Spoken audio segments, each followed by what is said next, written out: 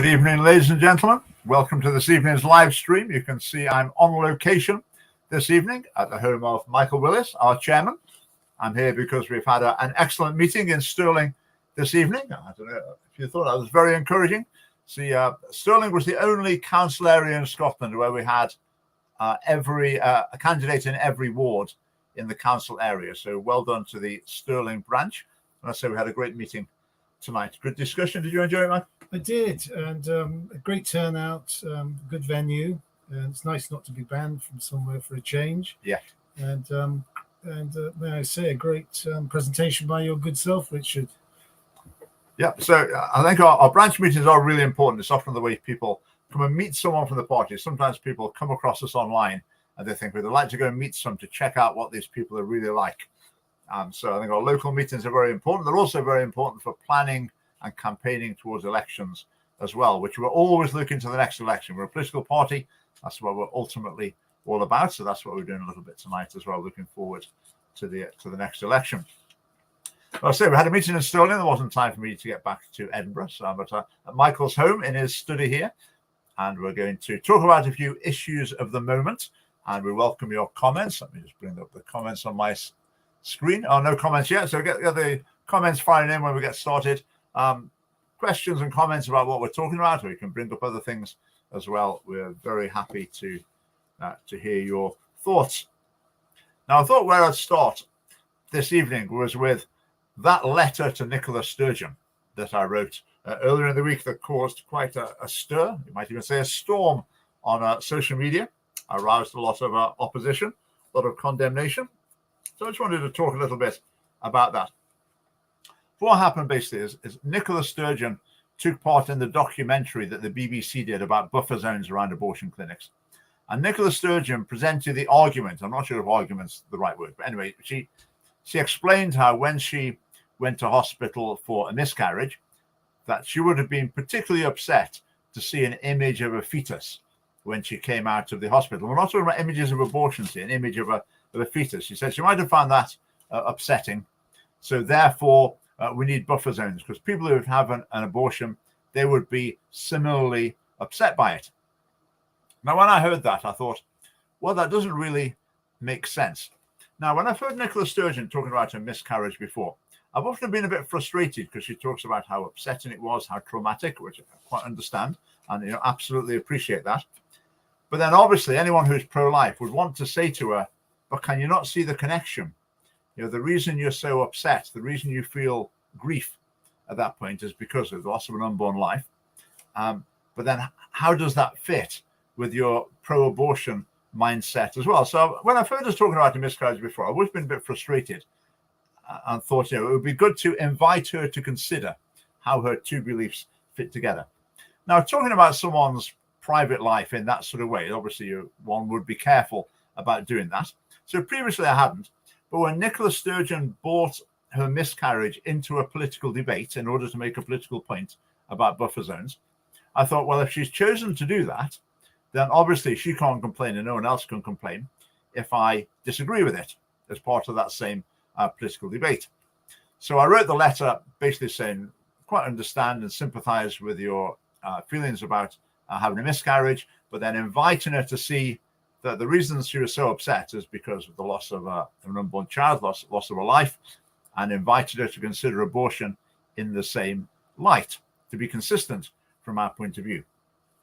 And a lot of people reacted quite vehemently, saying, how dare you bring up someone's private life in that sort of way? What did you think, Michael, had you been frustrated when you'd heard Nicola Sturgeon speaking? Well, yeah, I mean, I could see the obvious inconsistencies, and I mean, your letter was very well balanced. It recognised, the pain that miscarriage causes in families, and something we've been through in our own family. But to compare that to not to make the connection to the life of, she's lost the life of her unborn child. That's that's the tragedy. And of course, she's one of the most vehement promoters of abortion, and I think you were quite right to call her out in a very polite and reasonable way. I mean, I suppose you're still waiting for the full force of you're waiting for the reaction from her party. But well, a point well made, and well done to you. And this should have been called out by all the pro-life advocacy groups, and the other campaigners on behalf of the protection of human life. And we've got to push for these. We've got to expose the light of truth on these inconsistencies. So good for you. I was delighted to read that, Richard. Thank you. It was good to see as well. Another prominent pro-life organization did offer support. Well, they liked the tweet, let's put it that way, which I think was very encouraging as well, because all these organizations, we've got the same goal in view. So it's good that we support each other and encourage each other. Now, maybe with the Facebook post, when I did the meme with the quotation, some people maybe would see that and they hadn't realized the context. And they might have thought that was a bit out of order before they realized the context, or maybe they never realized the context. So maybe on reflection, I could have made the context clearer in the social media image. I think in the text, it was always clear. But for people who said you shouldn't bring that up, I thought an interesting analogy would be this. Imagine if you're in a nation where you've got some crazy dictator who is involved in some sort of, ethnic cleansing, and children are being killed left, right, and center on his orders. And then let's say you imagine that man came on television and said, I'm so upset. One of my children's died. I'm heartbroken. Now, people who've seen what that person's been doing, how are they going to react? Now, if they react and say, well, serves you right, you're getting what you deserve, you'll get no sympathy from us. Look at what you're doing. You're doing exactly the same to other families. How would you feel about that? I mean, might you feel that that's maybe understandable? You might feel maybe that's a bit unchristian, uncharitable. But what would you say in that situation? Would you say someone they shouldn't say that? Or? Once again, I mean, you have to get these analogies to get our points across, and I mean, she was one of the first politicians I ever met in Scotland, and it was on Question Time, and I was in the audience, and I remember she pulled me apart for asking a question and was virulently, this is 30 years ago, pro-abortion, even back then, which was quite strange for a woman senior member of a party which was sort of nowhere in Scottish politics. So I mean, I've never particularly liked the woman, but I do realize the sensitivity of miscarriage, and I see there's someone who's put up a note about this in the chat about all the miscarriages that's still happening now. And I know there are so many support groups about providing a proper burial and remembrance of miscarried children, the naming of miscarried children. And this is a traumatic event. So I appreciate all of that. But she is the number one promoter of abortion in Scotland, and she's got her eyes set on removing these prayer vigils outside abortion clinics. That's really her target. And she's taken aim, and you can bet your bottom dollar that soon pro-lifers who want to pray or make their point will be banned from being anywhere within 1 mile of an abortion clinic in Edinburgh. It's an absolute disgrace. Yeah, well, hopefully legally they won't be able to do that. That's certainly their intention. But if you think about our dictator again, I suppose what one response to it will be the person saying, tough luck, we've got no sympathy for you, serves you right, considering what you're doing to other people. Now, the letter I wrote, it wasn't like that. My letter was like, if you think about the dictator, it'd be like saying to him, okay, we sympathize with the loss of your child. That's really unfortunate, but we'd like to urge you to consider that you're putting lots of other people through the same thing. Now, surely no one would say you shouldn't say that. That's out of order. That's exploiting his personal grief. I don't think anyone would really say that. So I would say to anyone, if you really do think that abortion involves the taking of an innocent human life, then surely that analogy should be quite strong. Well, should be strong, should be very strong. And so inviting someone to reconsider on the basis of that, I think is quite reasonable, particularly when they've put it forward themselves. I would say with that though, I mean, maybe you think, right, I disagree with that. I don't think you should have written that letter. I would say, okay, that's fine. We can disagree about strategy and things, but we agree on the core issues, and that's the important thing. Right, point number 2 on the agenda. Now, I'm going to try and do what I've been trying to do recently, and that is actually talk about the things in the title of the programme. So the next topic, Michael, is the Scottish Conservative Party. Well, the Conservative Party in general, what's your take on recent events with the new Conservative government? Yeah, well, you mean these economic policies they introduced, and then suddenly there's this wall of criticism, and the leadership kowtows to the criticism, which shocked me. I mean, I know the Institute of Economic Affairs, and I'm a subscriber to the Institute as an economist, and I love their stuff. They're the ones that are really setting the pace on policy development with the Tory party, and certainly low taxation, the promotion of entrepreneurship is leading to growth is a key part of the Institute.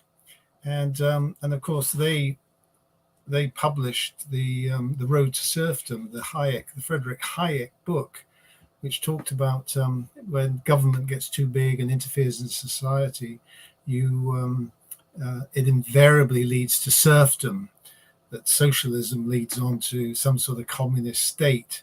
So the IEA were publishing Hayek, just after the Second World War, a great think tank, and of course they're perceived as being shadowy and sort of right, and sort of right wing. But I was astounded when the Prime Minister turned around her policy and accepted all the criticism, and then just dumped the reduction of the tax rate, of the higher rate tax rate. So I thought that showed weakness of leadership. I think they could have weathered the storm. I thought we were getting a bit, some Reaganomics, a bit more Thatcherite sort of economic policy, but it was not to be. So the state of the Tory party seems to be in turmoil, and doesn't have a philosophical basis for their economic policies, and it's all sort of short-termism, which has always been the problem on the management of the British economy. Yeah, I agree absolutely. I mean, when Liz Truss laid out and the Chancellor laid out the plans, I thought, well, that's a plan, that's a strategy. Okay, so if you believe that's the best strategy, and I've got a lot of time for it, I think it might well have been an effective strategy.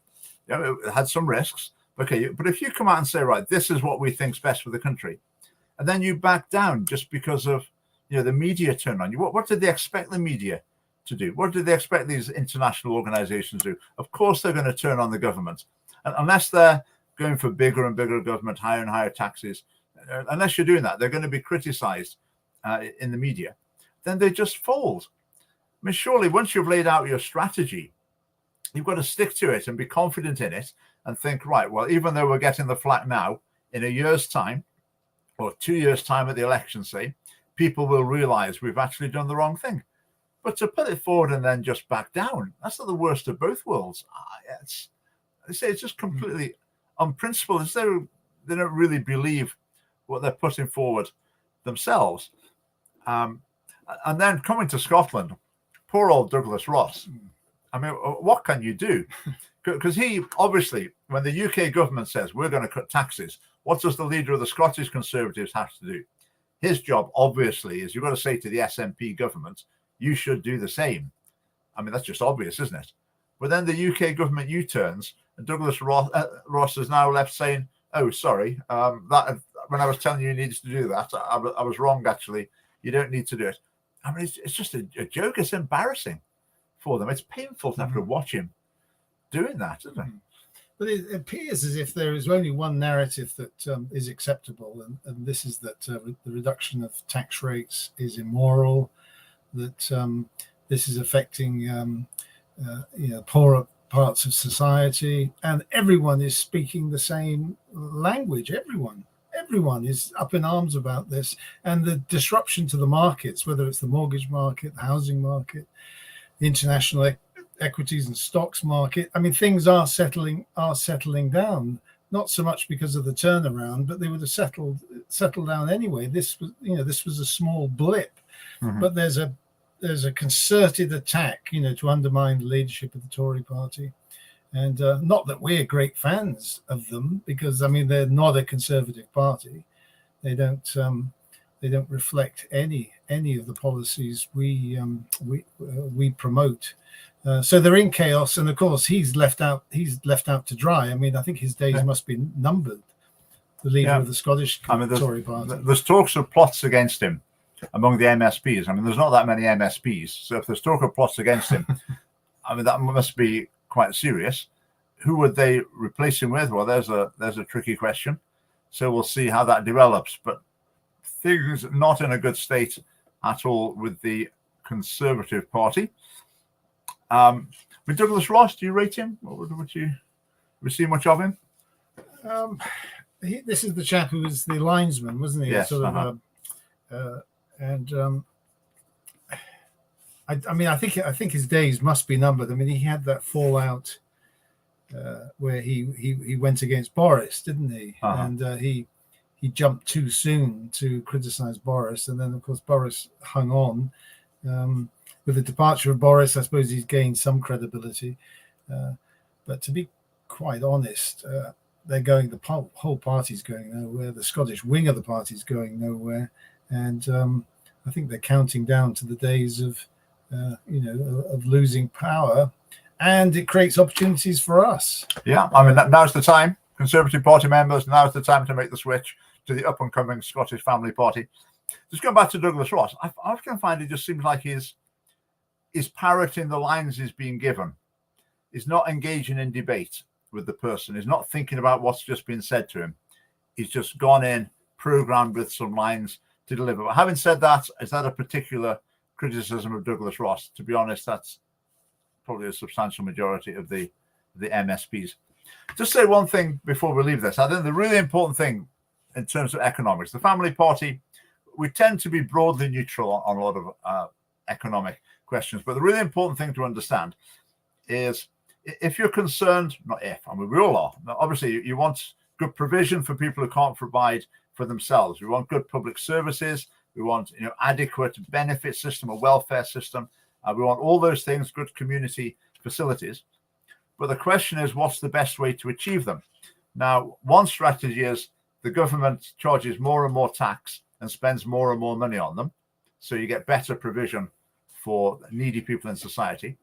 But the other angle is, well, if you keep doing that, you actually end up with less money to spend because the economy shrinks. You actually end up getting less in tax because businesses are burdened and the economy is shrinking. So you get less in tax and you're less able to provide these services for people. So the two sides of the political debate, it's not that one wants to do things for the needy and the other one doesn't.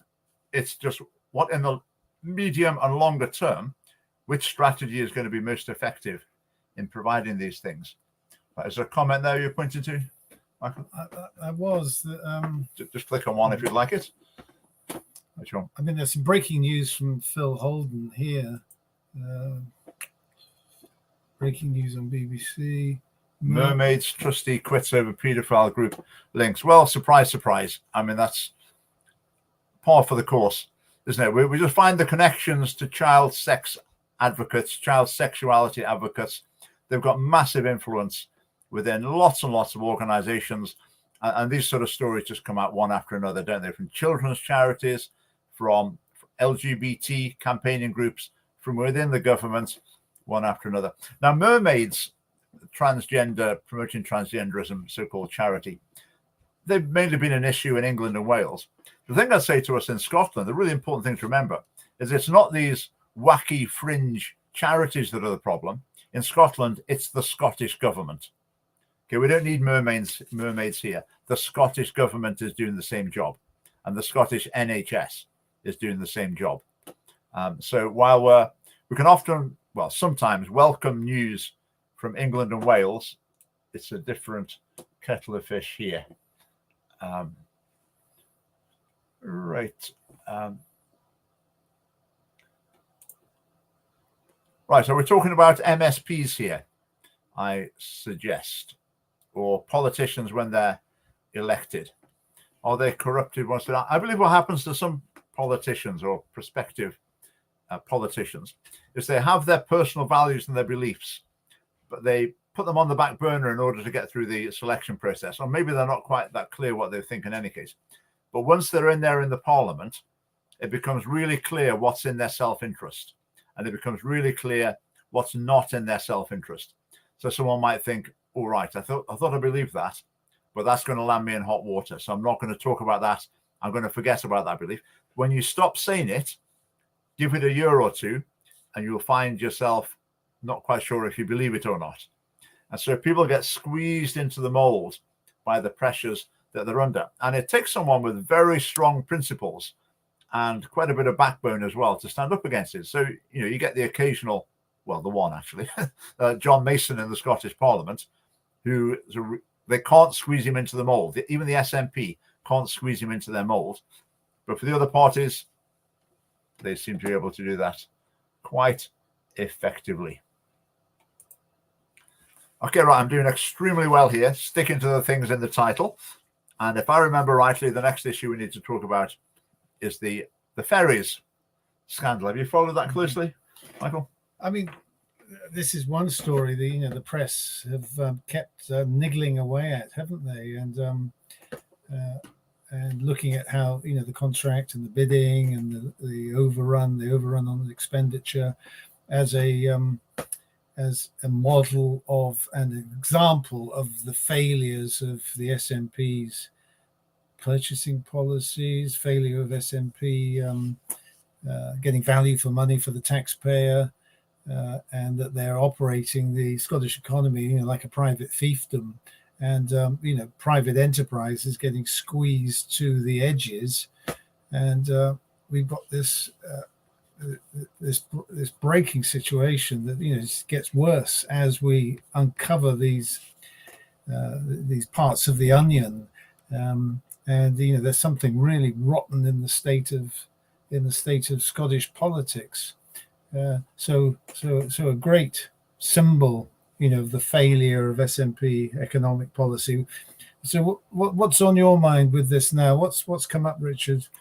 And there's a few things. I mean, if you imagine we had Lucas and Willis shipyard on Clydeside, and we applied for this contract, what would have been the chance of getting it? I think zero. I think zero. Michael, could you stop disappearing off the side of the screen? I think zero. I think there's a huge amount in Scotland where it's not explicit, but that if you rock the boat, if you oppose the government, then when it comes to handing out contracts, licenses, whatever, then you're taking a risk. So better just to play safe and keep on the right side of them. I think that's a huge factor. And another fascinating thing, the SNP is so pro-EU. They love the EU. They'd want us back in the EU in a moment. And the reason they had to go through this sort of open competitive tendering process is because of EU rules. What the SNP really wanted to do, they wanted to just give the contract to a Scottish shipyard. Now, to my mind, I'm sort of quite happy with that in some ways. I don't mind that if they want to spend this huge amount of money in Scotland. But the EU doesn't let them do that. The EU says you have to put it out to competitive tender for any company within the EU. So the SNP thought, right, we've got to follow the rules. But it seems like they thought, we'll follow the rules apparently, but then underneath it, we're going to rig it so we get around the EU rules. But it's just a bit of a contradiction that they're so enthusiastic about the EU. When it comes to actually looking at the EU's policies, it seems like they've gone to great lengths to get around them, to circumvent them, which is extremely hypocritical. And I think something that needs to be pointed out in the Parliament. As far as I'm aware, it hasn't been so far. Right now, the last word, if I remember rightly in the title, is the Pope. Now, I came across the Pope online recently because I was looking at the 40 Days for Life website. 40 Days for Life, the group organising the prayer vigils in Edinburgh and other parts of Scotland at different times of the year. So I was looking at their website, and very prominent on the front page of the website is an endorsement from the Pope. So the Pope's saying, well done 40 Days for Life for holding these vigils. Now, I'm really pleased that you're doing it. You're doing a wonderful work, basically, to summarize. Now, how many media reports have there been about these vigils? Countless media reports. And they'll often say Texas-based organization, as though anything that comes from America must be bad, Texas especially. There must be real religious maniacs there. And yet the media obviously have come across that, the fact this is endorsed by the Pope. If you're engaged in any sort of fair and balanced reporting, you'd say that. You would say that. But I have not seen that in the media at all. And I think it's a classic illustration of the media bias that we're up against. They'll miss out such a crucial fact.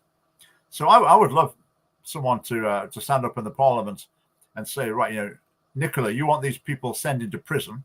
The Pope's saying well done to them. You can't get much more of a stark contrast than that, can you? So I'd invite maybe Catholics in particular. Say the SNP wants to lock up people for doing something that the Pope congratulates them for. You can't get much more polarized than that, can you? That's not sort of the issue where you can float in the middle somewhere. I mean, you can't get much more incompatible than that. You aware of the Pope's direct endorsement there? No, that's news to me. I mean, I'm not. I've been very disappointed with the Pope in terms of his leadership recently, and but fair play to him, pointing out that he endorses the 40 days for life, and what a wonderful witness. I still can't get over the fact that people put in these shifts every day for 40 days, often praying, fasting. Wonderful example. And good that the Pope's behind it, but I mean, I'm not a great fan in terms of the way he sort of selects things. The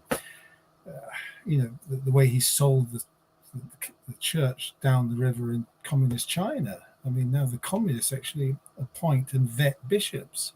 That's the role of the Pope. And the poor cardinal, I think it's Zen. He's been locked up again, and the Pope's not said anything. So he's very inconsistent. But this is good, and of course a great contrast between his statements and those of the SNP and Nicola Sturgeon and all the other major parties who are against, to a man, the prayer vigils and 40 days for life. Outside of abortion clinics. Now, we've just got some interesting comments. Let me see. I mean, that one on going back to the ferries of Susan's. It's got 2 ferries in the water for refugees. Can't get ferries to the islands. Absolute shambles. Absolutely. Just to say about the refugees, I haven't quite pinned this down, but as far as I can tell, there were organizations, grassroots organizations, that were in the process of making plans to allocate Ukrainian refugees to families in Scotland. In the church that I go to, a number of people, there was a scheme advertised through the church, and a number of people I know signed up for it, and they were ready to take Ukrainian refugees.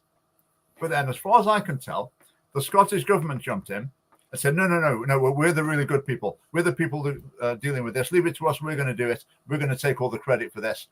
So they took it over, and it's been a complete mess. So what could have been something handled at a grassroots level in local communities where you've already got networks of people, where instead of someone filling a form in and you're trying to vet them, you've got someone who actually knows them, that you trust. So it seems to me as though there was a far better alternative ready and waiting based on the goodwill of people in Scotland, but the Scottish government's rejected that because it wanted to be the big hero itself and do it all itself. And well, needless to say, it's been a shambles. So, yeah, good point. Let's have a look. We are.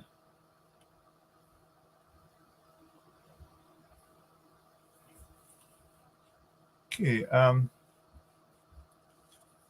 talk about the Pope there, John. Just looking at John's comment. Obviously, the Scottish Family Party. We don't have any position on any religious matters. So if you think the Pope's great or you've got concerns about him, okay, it's interesting chat. That's not family party policy. Similarly, if you're a Catholic or not, then that's not at all interest of the family party. As a political party, we unite around our policies, But we come from different directions, and we can have very interesting discussions about those. But ultimately, it's united around our policies. That's the thing. So, John, thank you for pointing that out. But just while we're on the subject of the Pope and Catholics, this was another very interesting point made by someone on Twitter.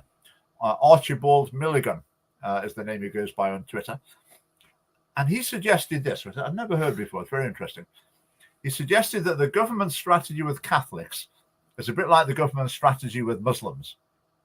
And the strategy is to say, if we can persuade you to think of yourself as a persecuted minority group that needs the government to protect you, then we really like that. What we don't want is to actually hear about anything you believe, because that doesn't fit with our policies. So please shut up about those horrible bigoted views. But if you'll just see yourself as a persecuted minority, then as the government, we're right in tune with that, and we're with you on that side. So the government's very keen to talk about sectarianism and play that up, because that's their language, rather than the actual beliefs of Catholics and Muslims. It's the same strategy with both. They're not so keen on that. So with Muslims, it's all Islamophobia, and when it comes to like what Muslims believe, they don't want any of that. But Islamophobia, and like Hamza Yousaf, he never stops talking about Islamophobia, but Muslim beliefs, not a squeak from him. And that's exactly what the SNP wants. That's how he's got to the position he's in. What do you think? Is that fair comments about this? So it's almost like a sort of health and safety issue, isn't it? That we'll provide the sort of protection and the care. We're not interested in the substance of what you've got to say, and we don't really want to hear your views in the public marketplace, but we'll keep you safe. Mm-hmm. And by safe, that means probably video cameras outside of the church in case anybody's going to throw abuse, or so you're going to be monitored. And public safety is paramount, and that's our role as government. And that that is a great way of nullifying the contribution and the power of sort of religious by making them a religious minority. And of course, the problem is that Catholic viewpoints have been subdued so much. At our meeting tonight, that you get an acceptance of abortion, and the point you make so well in your book that that's really the line in the sand. Nobody could possibly vote for a candidate or a party that supports abortion. And yet within Catholic churches, that does happen. So in a way, the whole message that Catholicism has to offer has been diluted. And then if you package it, if you surround it with this public safety packaging, you really are marginalizing it and nullifying, the impact of that community. I mean, I think the Muslims are trying to sort of break out of that. And I mean, the demonstrations against the sex education down in Sheffield, was it down in Sheffield? Birmingham. In Birmingham. Uh-huh. You don't often, and the Leicester riots, I suppose, with the Hindus over that cricket match and the differences in the two religions. I mean, you don't often see a sort of a public defense of their sort of moral standing. They've been, pushed into a corner, and the whole thing is public safety, and to control extremism. I think that it's infantilizing, isn't it? It's like, if we can persuade you that you're a vulnerable group, and we'll take care of you. So rather than being a sort of independent actor, become like the subject of special care and attention. The thing that often goes with it in politics as well is money. That's what sort of happens with the Muslim community. I mean, years ago, I looked at the climate change grants, and Islamic organization after Islamic organization given massive sums of money to fit energy saving light bulbs or whatever the excuse was. So that's the other pitch to what they could like to refer as a persecuted minority group, give you lots of money, special treatment, but what you actually believe, we're not interested in that. Now, Protestant Christianity, evangelical Christianity, the government doesn't see it that way, because it doesn't have any sort of persecuted minority kudos, if you like. There's no connection to that. So the government doesn't really take that sort of approach. But I think Archibald was right on Twitter, is that the government does try and take that approach a bit with Catholics, which is not to say, of course, that there's not sectarian bigotry and violence and abuse or whatever. I mean, well, obviously that takes place. But to try and define Catholics' political stance on the basis of that, I think is a trick trying. Right, I think that's all the things on the list. So we can ad lib now. There's lots of other things on the list. Now, just to mention our conference, Scottish Family Party Conference, is coming up on the 12th of November.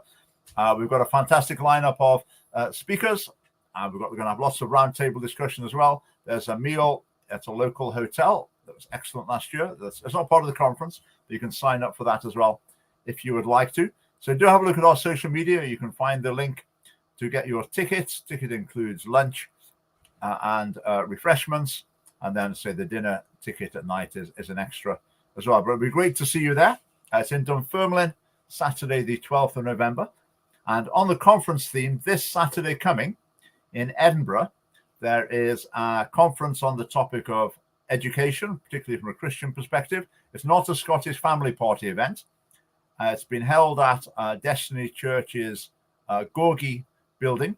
I will be speaking at it, and representatives from lots of other Christian organizations are speaking at that conference. It is free. I think there's a sign-up thing just to give them an idea for catering, but it is free. So again, you can find that on our social media. It would be great to see you along at that. The other family party news is we've got 5 new branch chairmen to announce very soon. People who've been appointed to be branch chairman, which is brilliant, particularly across the south of Scotland. So the areas for each chairman are getting smaller and more manageable. And that'll be particularly important as we prepare for elections in the future. So we'll introduce our 5 new branch chairmen soon, or maybe get each of them on the live stream to come and introduce themselves and say hello, particularly to people in their area. Right, what else have we got? Right, proportional representation been in the news this week because at the Labour Party conference, they voted to make proportional representation Labour Party policy.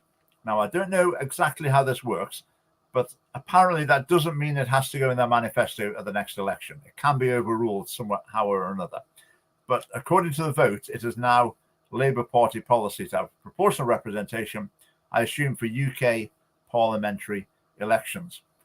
Now, the upshot of that would be it makes it fairer. It's very bad news for the Conservatives, because if you add together the Lib Dems and Labour, then basically they would always have, and the SNP even, the Conservatives would always be in a minority, and it's a very difficult situation for the Conservatives, which, whether you think that's a good thing or a bad thing, you should put that to one side and say, is it fair or not? Is it reflecting what people are voting for or not? I would suggest it would reflect what people are voting for better. Gives a chance to small parties. Now, if it was done UK-wide, that wouldn't necessarily help the Scottish Family Party, because we're only in one part of the UK. So if it was UK proportional representation, that's not going to help us. If it was regionalised, so Scotland was one region, and it was done by proportional representation in Scotland, then that would be brilliant. That would be very, very advantageous to us. So it depends on the devil's in the detail with proportional representation, because there's various ways of doing it. Some countries have a minimum percentage, so it's proportional representation, but if you don't get 5%, you don't get any representatives, which means it's not proportional representation. It's a protection racket for the bigger parties. So they might do something like that as well. We shall see. But basically, it's quite an interesting and I would say positive step. Do you agree? Are you a fan of PR? Yeah. Well, I think any examination of the current electoral system, I mean, it's given us a chance in Scotland, isn't it? Having a degree of proportional representation with the second vote. Yeah. And I suppose one could look to Italy and say that's too much. That's too fragmented. That system where you only need about 3% of the vote to get a seat in the House or a Senate seat. So any tectonic shifts in the plates of the electoral system is to be watched with interest, for the smaller parties. But talking about Italy, I mean, is that on our list? No, but go ahead. Yeah, the Poloni victory and the Poloni speech, where at the last election, the Fratelli d'Italia had 4% of the vote. Now I think it's 28%, and hold the levers of power. And I think she's just about to be inaugurated as the prime minister, and the first woman prime minister, and very proud about being a woman, a mother, a Catholic, an Italian who wants to protect national sovereignty and protect Italian borders. And the use of I must say, in that speech that was being seen all across social media, it certainly gave me sort of goosebumps. And of course, that's the mark of populism. I've been moved by a speech, so I'm just, one of these useful idiots that just follow these leaders. But I thought it was a wonderful speech, and to see family centerpiece of their policy. But of course, immediately it's this dismissal of her policies and her thinking as being right wing, or even fascist. And of course, that's exactly what they do to us. But so it gave me. I think what it gave me sort of hope for the Scottish Family Party, and things can turn around very, very quickly. And secondly, in politics, it's not, things do shift quickly, and that our policies, there's nobody else everybody else is terrified of touching these policies. So we've got it in Hungary, Italy, the results in Sweden. So there's a move to this more right-wing ground, the naturally conservative, socially conservative ground. There's a feeling, I think, that the voters that want somebody to sort out the problems of a modern civilization. Wanting stability of families,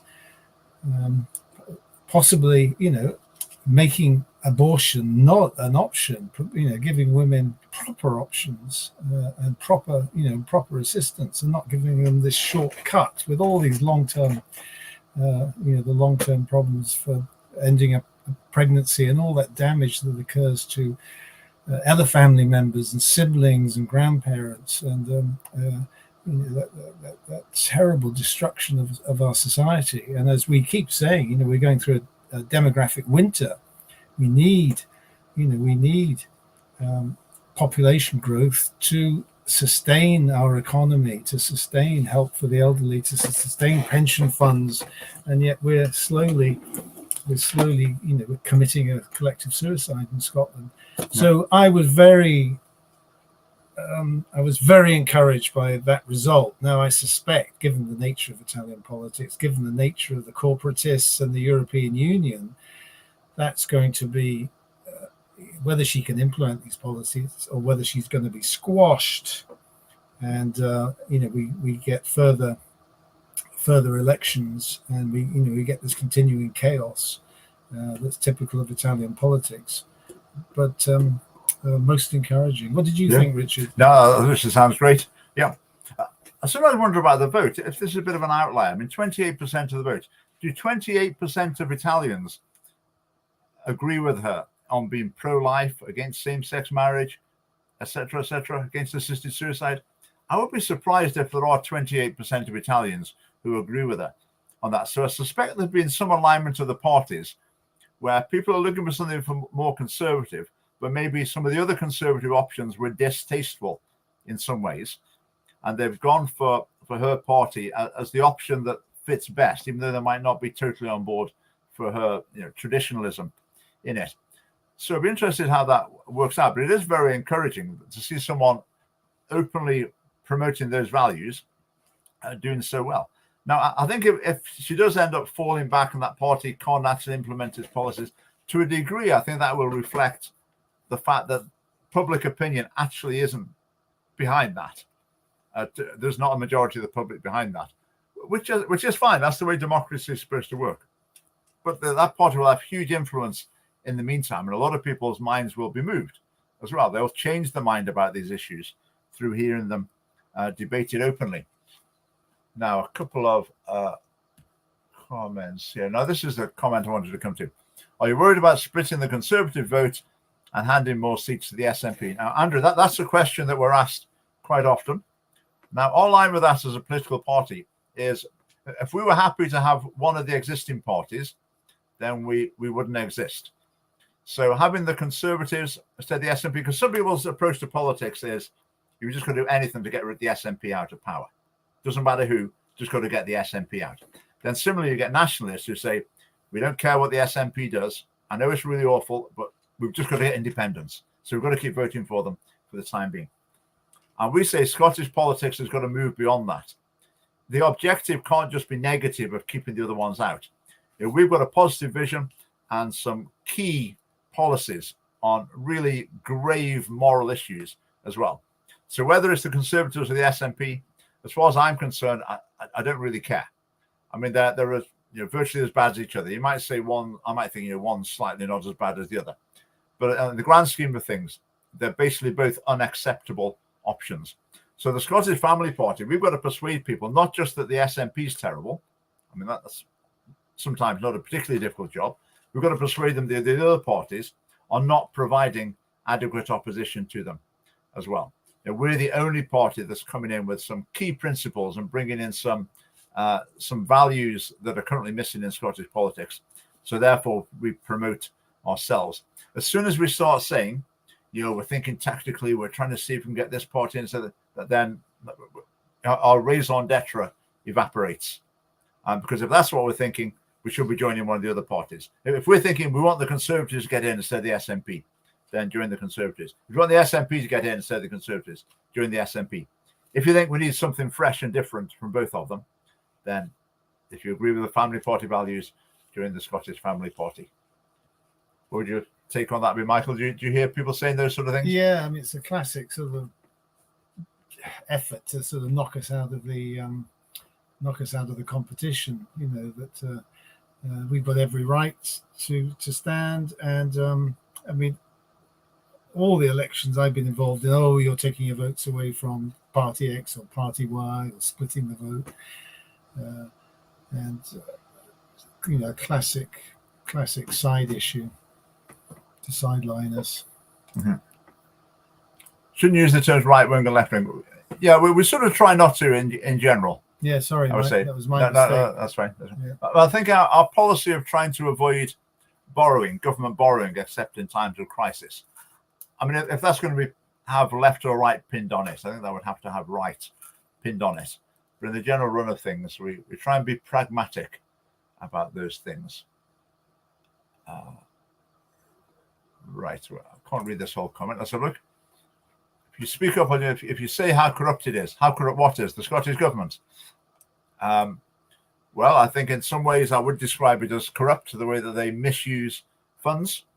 I'm always cautious of describing things as corrupt unless I've got specific evidence of cases of corruption. But there are some aspects of the Scottish government where I think that is definitely deserved. I think I was mentioning that. I mentioned in a video last week the fact that they gave £150,000 2 years running to the charity run by Humza Yousaf's mum that runs from a single house in Glasgow to reduce their carbon footprint.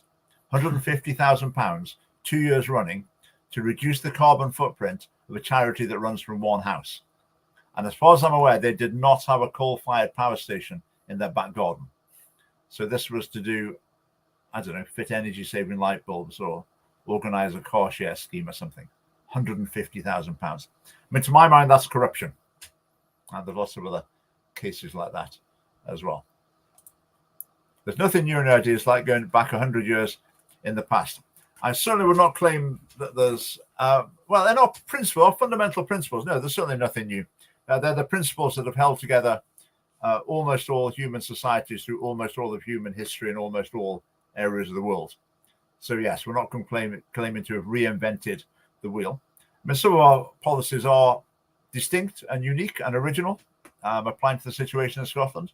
But yes, I'm quite happy to accept that there's a lot of our fundamental principles are tried and tested. Right, okay. Now, there's one issue. I've been informed reliably by my mum. So thank you, Mum, that I've missed one of the topics in the title, and that is Joe Biden. Yeah. And I was going to mention his bizarre tweet that he put out. It was either earlier today or yesterday. But Joe Biden tweeted saying something like, "My dad used to say to me, don't compare me to God, compare me to the devil." That was the gist of what he was saying. Don't compare me to God, compare me to the devil. And then he went on to say that basically the Republicans are a pro-life party and the Democrats are a pro-abortion party. So take your pick.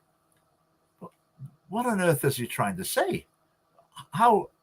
I mean, I know I disagree with him about abortion, but what's he trying to say? Does that make any sense to you at all? It just seems like a complete own goal. Well, we've had a lot of comments tonight. We haven't been able to cover them, where they're mentioning Biden and the fact he was received by Pope Francis and received Holy Communion, and so that's someone who openly supports abortion, tries to extend abortion within America, and is gets the VIP treatment, which is an absolute disgrace and causes so much scandal, and that's being picked up by quite a few of our viewers. And then there was that extraordinary thing a couple of weeks ago where he against a sort of a devilish backdrop at the White House, all darkened with a couple of Marines standing there, where he was threatening half of the American population, the Republican supporters, the MAGA types, the Trumpites,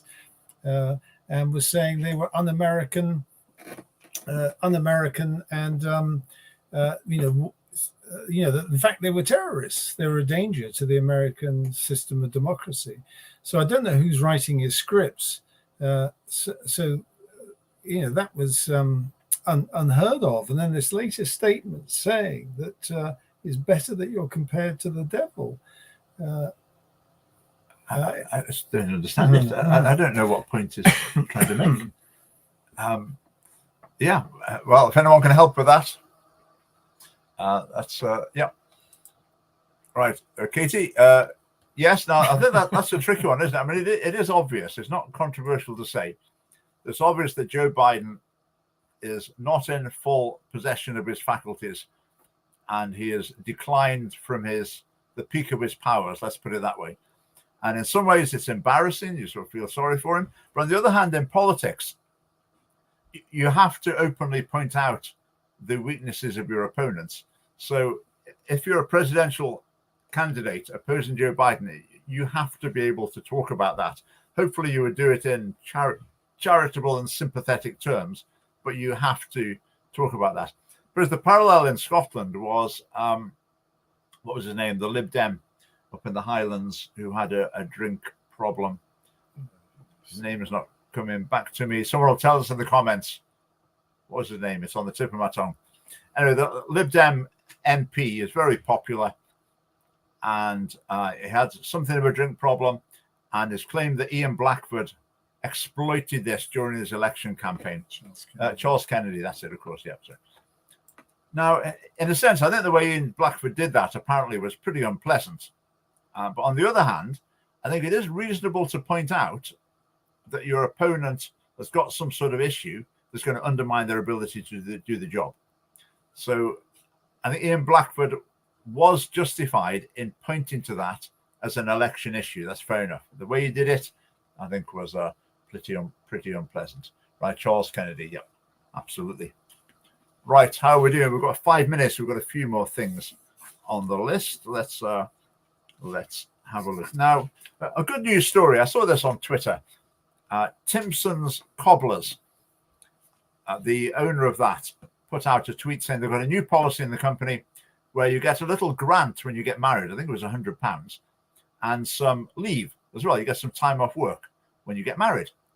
What a brilliant policy, isn't it? I mean, that's just completely the opposite of what you expect from big companies. You normally expect that they've been hyper progressive, and they're financing sex change surgery or whatever. They're just basically trying to virtue signal with their progressive values. But that was just straightforwardly valuing, supporting, celebrating marriage. And I would imagine, surely the reason he did that, partly because he thinks there's practical reasons, but surely partly is that he sees the value of marriage and he's wanting to celebrate it and promote it within his company. I'm sure they must be his personal values. Inevitably, you always get some people complaining it's discrimination. What about people who don't get married? But it's like the family party policies. We've got policies that would benefit married people, and some people say, oh, that's unfair. That's discriminatory against people who don't get married. But that's sort of the point. The point is that it encourages people to get married. It incentivizes people to get married. Now, that doesn't mean that people think, oh, I don't really like him, but I get a bit more money, so I'll marry him, I suppose. It's not that. It's people are sort of on the edge. Their decision can go either way. And it just puts another factor in their decision-making process that actually financially things are a bit better if you get married. It's valued. So it's a way of society smiling on something, expressing approval for something. That's a good way of looking at it. When people realize that society, the government, approves of your decision, will recognize your decision, you'll benefit having made that decision, then that's the way of trying to lead people into making better decisions for themselves. So that's what we say with marriage. But well done, Mr. Timpson. Yeah. Well, I think his father, I think they fostered something like 100 children. Really? And they were a wonderful example. And I think they're still in contact with all those children. I think they often they transform the lives of them. So a highly unusual family. And I think the son was a minister for children, I think under Cameron, up in the northwest, up in Manchester, that way, northwest of England. So an extraordinary family and a very clever little business. So Mr. Timpson, who runs it now, is he the founder? No, that's the son. That's the son. Okay. Mm-hmm. Okay, fascinating. Didn't know that. You always learn things on the Scottish Family Party live stream. Right, we've got 3 minutes to go. We've got a few other things. You maybe saw the video I made a few days ago about the COVID Recovery Fund. If you haven't watched that, just go to our YouTube channel and have a look. But I'll give you a quick summary. You can imagine the Scottish government spokesperson saying, we're giving X million pounds to the COVID Recovery Fund. We need to get the country back on its feet. And all the people watching TV, I think, oh, great. That's a really good idea. Because schools, kids need to catch up. The NHS has got backlogs. Businesses have been destroyed by the lockdowns. People have lost their jobs. COVID Recovery Fund. That sounds a really good idea. And so I found some of the recipients of it. And the people who've been given money for it was various LGBT activists, artists, musicians, whatever, just being given money. Were they very talented? To be honest, probably not as talented as some people who didn't tick the right boxes. So it's taxpayers' money being given on a discriminatory basis to political activists, basically, to forward their cause. And in making the video, I thought, it's worth, people need to know. Let's just remind people of what's going on. But it is routine. It is routine. It just goes on time and time again. And today I was at Stirling Castle because they advertised a new show they got on. I'm going to make a video about it. We took some footage today so you can see it in all its glory later in the week. But it's Black History Month, I think. But something about Black history. They found this little snippet of history where a black person had pulled a cart in a theatrical production at Stirling Castle. Okay, fair enough. Now, any aspect of history, I'm really interested. But when they bring it up because it's part of a political agenda, that's not so good. They're bringing it up in the sort of Black Lives Matter, racial identity politics sort of way. Okay, that's bad enough, but that's only the start of the story. So what do they do to remember this black servant who pulled a cart in a theatrical performance hundreds and hundreds of years ago? Well, obviously, they get some black people now, a drag artist and a pole dancer to do some bizarre performances in the woods in Stirling and then perform in the castle. I mean, the pole dancer's performance was, well, as you can imagine, it's pole dancing. I mean, you know what that's all about. I mean, it's suggestive, to say the least. But Historic Scotland put this video for families who go to Stirling Castle to sit with their children and watch a drag artist, I use the word artist in the loosest sense, and a pole dancer. I mean, what is the matter with them? You think the whole chain of events to get to that happening, was there anyone who said, what are you doing here? This is just not right from so many angles. But anything related to the Scottish government, as soon as the Scottish government's got a connection to something, this is what starts coming through it. So imagine you'll be rushing. I said to Michael earlier on, if you've got a problem with low blood pressure, just take a stroll along to the castle and go and see this. It will soon be cured. Yeah. Well, thanks for exposing that, Richard, and thanks for coming over to Stirling. And it's been great to host you in the Stirling studio. Yeah, I've enjoyed a fine meal as well before the Stirling branch meeting. But our hour has gone. So if I could remind you to get your tickets for the conference, that'd be fantastic. I look forward to seeing all of you on the 12th of November in Dunfermline. I say it's just £25, including lunch and refreshments. Do get your tickets. There's people with some tales to tell. I can tell you a few people with tales to tell that you'll be fascinated to hear. Some experts in different areas and some discussion on policies, etc. as well. So it'd be great to see you there. Right. Thanks very much for watching tonight. Thanks for your comments, and we'll see you next week.